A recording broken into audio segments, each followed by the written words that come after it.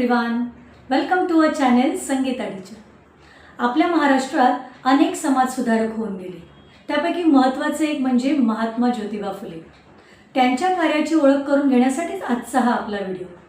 त्यांचे कार्य एका व्हिडिओमध्ये मावण्यासारखे नाही आहे, म्हणून आपण त्यांना 3 व्हिडिओमध्ये डिवाइड केले.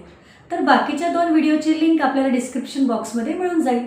चला तर मग जाणून घेऊया त्यांचे कार्य. महात्मा फुलेंच्या आई वडिलांचे नाव काय? महात्मा फुलेंच्या आईचे नाव चिमणाबाई आणि वडिलांचे नाव गोविंदराव. महात्मा फुलेंचे मूळ आडनाव काय होते? तर महात्मा फुलेंचे मूळ आडनाव गोऱ्हे असे होते, पण आपण त्यांना फुले आडनावाने ओळखतो कारण त्यांचे पूर्वज जे होते ते फुलांचे व्यवसाय करायचे, म्हणून पुढे त्यांना फुले आडनावाने ते ओळखले गेले. परंतु त्यांचे मूळ आडनाव काय आहे? गोऱ्हे. महात्मा फुले यांचा जन्म कधी झाला? तर 11 एप्रिल 1827 महात्मा फुले यांचा जन्म झाला. महात्मा फुलेंचा जन्म कुठे झाला?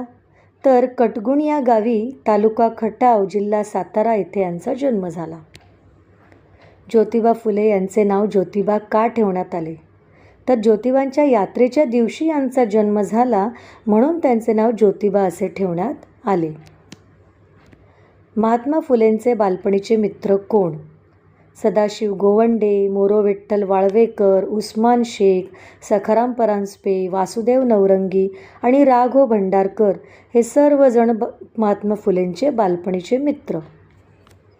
महात्मा फुलेंचे प्राथमिक शिक्षण कुठे झाले? तर महात्मा फुलेंचे प्राथमिक शिक्षण जे मराठी माध्यमात झालेले आहे आणि ते पुणे येथील पंतजींची शाळा येथे 1834 ते 1838 झालेले आहे. महात्मा फुलेंचे माध्यमिक शिक्षण कुठे झाले?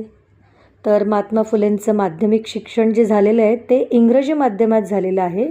पुणे येथील स्कॉटिश मिशन हायस्कूल येथे 1841 ते 1847 झाले.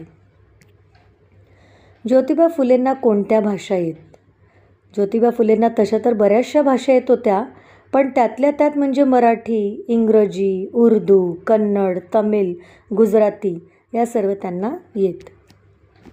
स्कॉटिश मिशनरी या इंग्रजी शाळेत महात्मा फुले कोणते विषय शिकले? तर संस्कृत, व्याकरण, ज्योतिष आणि धर्मशास्त्र हे विषय शिकले. महात्मा फुलेंचे स्कॉटिश मिशनरी शाळेतील ब्राह्मण मित्र कोण? तर सदाशिव गोवंडे आणि मोरो विठ्ठल वाळवेकर हे त्यांचे स्कॉटिश मिशनरी शाळेतील ब्राह्मण मित्र. महात्मा फुले यांच्या मते त्यांना माणसाचे अधिकार कोणाकडून मिळाले? स्कॉटिश मिशन व सरकारी संस्थांमुळे त्यांना माणसाचे अधिकार मिळाले. ज्योतिबा फुलेंना कोणाच्या आग्रहाखातर पुन्हा शाळेमध्ये घेतले? खरं तर प्रसंग असा घडला होता की ज्योतिबा फुले जे होते त्यांचा जो ब्राह्मण मित्र होता त्यांच्या लग्नाला ते गेले होते आणि तिथे गेल्यानंतर त्यांना भेदाचा सामना करावा लागला. त्यांचा अपमान झाला तिथे आणि म्हणून त्यांनी काय केलं, शाळाच सोडली.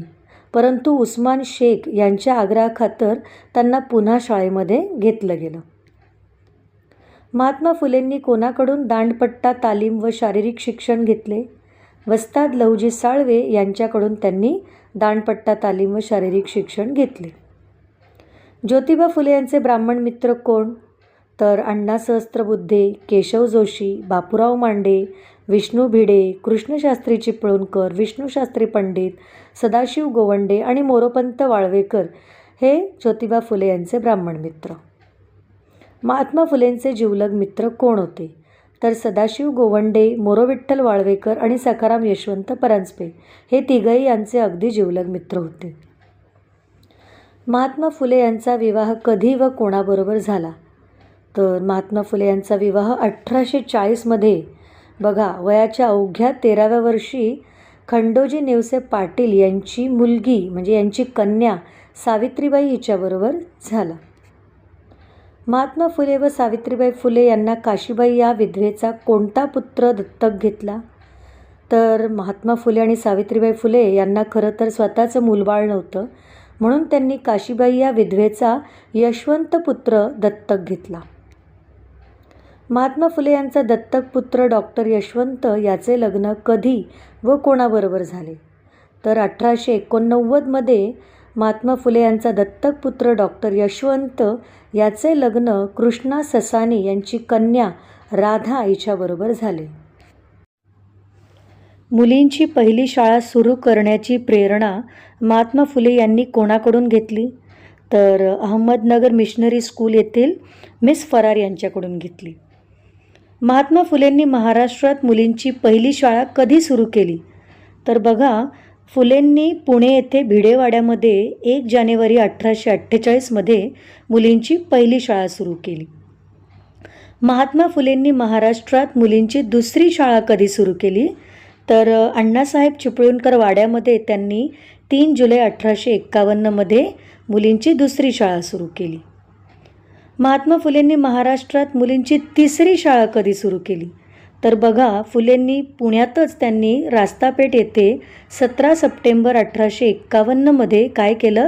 तर मुलींची तिसरी शाळा सुरू केली. महात्मा फुलेंनी महाराष्ट्रात मुलींची चौथी शाळा कधी सुरू केली?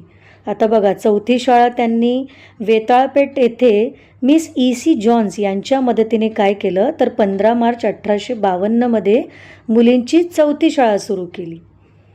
महात्मा फुलेंनी अस्पृश्यांच्या मुलांसाठी पहिली शाळा कधी सुरू केली? आता परत त्यांनी पुण्यातच शाळा सुरू केलेली आहे वेताळपेठेत. 19 मे 1852मध्ये अस्पृश्यांच्या मुलांसाठी पहिली शाळा सुरू केली. महात्मा फुलेंनी अस्पृश्यांच्या मुलांसाठी दुसरी शाळा कधी सुरू केली? तर 15 मार्च 1852मध्ये त्यांनी अस्पृश्यांच्या मुलांसाठी काय केलं? दुसरी शाळा सुरू केली. महात्मा फुलेंनी अस्पृश्यांच्या मुलांसाठी तिसरी शाळा कधी सुरू केली? तर 1858मध्ये त्यांनी तिसरी शाळा सुरू केली. महात्मा फुलेंनी मराठा जातीच्या मुलांसाठी स्वतंत्र शाळा कधी सुरू केली?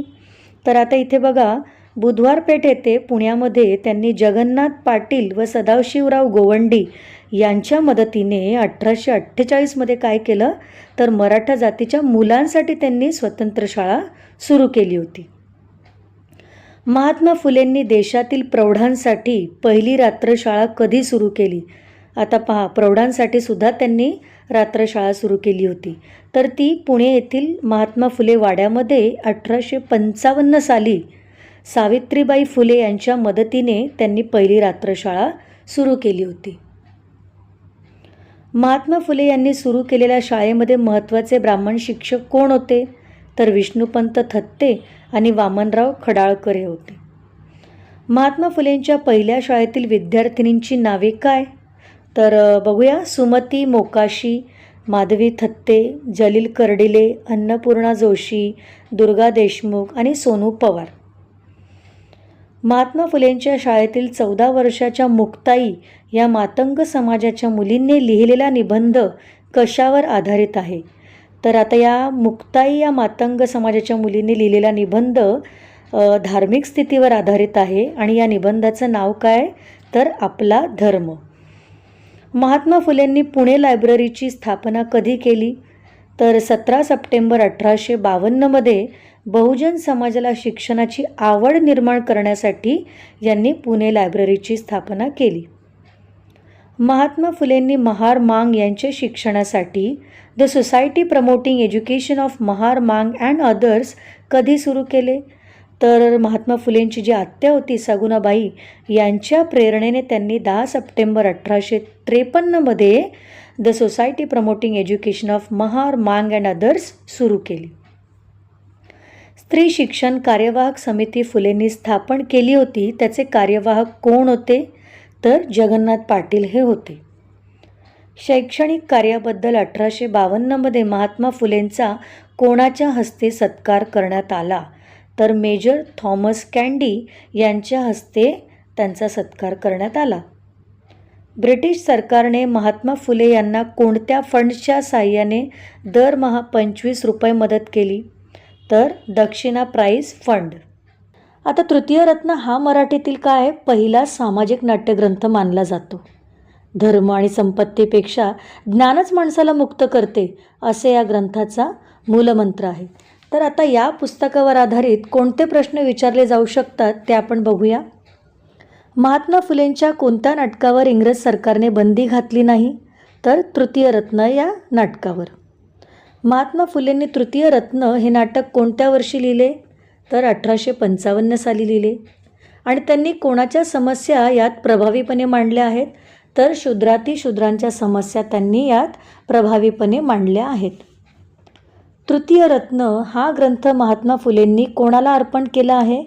तर शूद्रातिशूद्र म्हणजे शोषित समाज आणि स्त्रियांना त्यांनी अर्पण केला आहे. आता दुसरं पुस्तक त्यांचं म्हणजे गुलामगिरी. तर आता गुलामगिरी हा जो ग्रंथ आहे हा महात्मा फुलेंनी 1873 साली लिहिला. या ग्रंथातून त्यांनी ब्राह्मणवादी सामाजिक व्यवस्थेवर टीका केली आहे. हा ग्रंथ अमेरिकेतील गुलामगिरीविरुद्ध चळवळीला समर्पित केला आहे. या ग्रंथात त्यांनी शूद्र अतिशूद्र समाजावर लादलेल्या गुलामगिरीची कारणे उघडपणे मांडली आहेत. समाजात समता, स्वातंत्र्य व बंधुता निर्माण करणे हा त्यांचा उद्देश होता.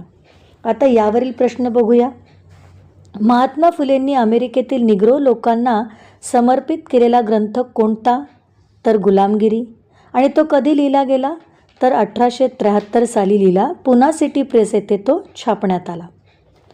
महात्मा ज्योतिबा फुले यांचा कोणता ग्रंथ प्रश्न आणि उत्तर स्वरूपात आहे? तर गुलामगिरी हा ग्रंथ जो 1873 साली लिहिला गेला व पुना सिटी प्रेस येथे छापण्यात आला. हा ग्रंथ त्यांचा काय आहे? प्रश्न आणि उत्तर स्वरूपाचा आहे. गुलामगिरी हा ग्रंथ महात्मा फुलेंनी कोणाला अर्पण केला? तर अमेरिकेतील गुलामगिरीविरुद्ध लढणाऱ्या लोकांना त्यांनी अर्पण केला.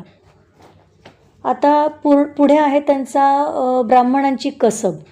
आता हा जो ग्रंथ आहे या ग्रंथातून त्यांनी ब्राह्मण वर्गाच्या सामाजिक व धार्मिक वर्चस्वावर आणि शोषणावर टीका केली आहे. शूद्र अतिशूद्र समाजाला जागृत करणे हा या लेखनामागचा काय होता? त्यांचा मुख्य उद्देश होता. आता यावर आधारित प्रश्न बघूया. महात्मा फुलेंनी ब्राह्मणांचे कसब हा ग्रंथ कधी लिहिला व तो कोणाला अर्पण केला? तर ब्राह्मणांचे कसब हा ग्रंथ महात्मा फुलेंनी 1869 साली लिहिला व तो कुणबी, माळी, महार, मांग या लोकांना तो अर्पण केला. महात्मा फुलेंनी मागास वर्गासाठी राखीव जागांची संकल्पना कोणत्या पुस्तकात मांडली? तर ब्राह्मणांची कसब या पुस्तकात मांडली, जो 1869 साली लिहिण्यात आला व तो हिंदू प्रकाश छापखाना येथे छापण्यात आला.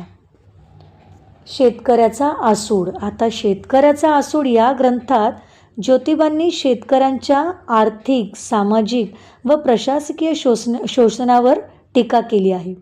त्याचप्रमाणे शेतकऱ्याची दयनीय अवस्था सरकारपुढे मांडणे, अन्यायकारक कर पद्धतीत सुधारणा सुचविणे, शेतकऱ्यांना त्यांचा हक्क व स्वाभिमानाची जाणीव करून देणे हा त्याचा मुख्य उद्देश होता.